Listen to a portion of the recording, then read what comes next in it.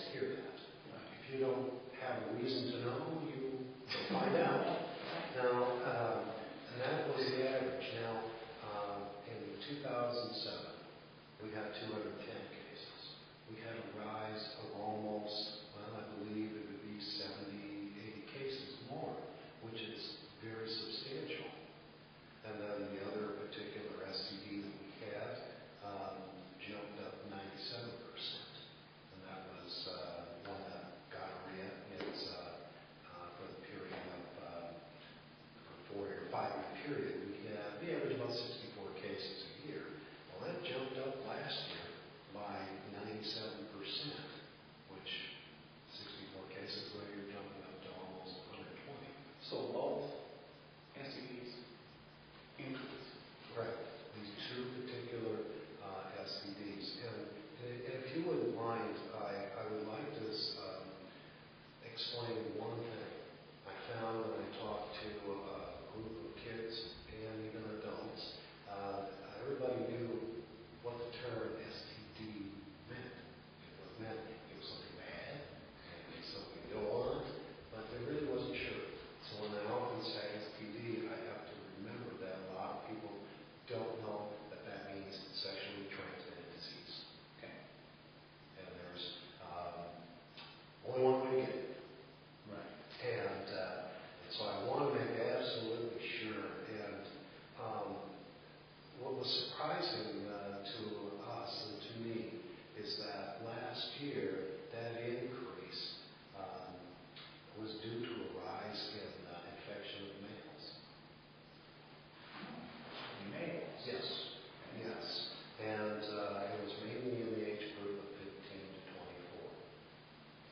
Prior to that, you could really characterize or what we would call an at-risk group.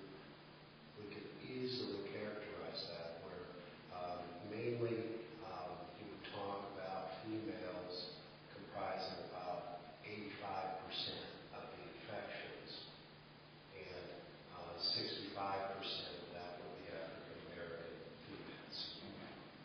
Now, that was the trend that it went for many years.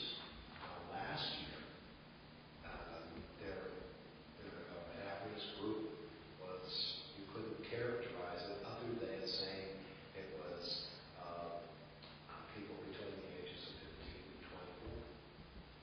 Wow. And that's where it's concentrated. Now, it goes up higher, up to 29 years of age. So last year, something happened.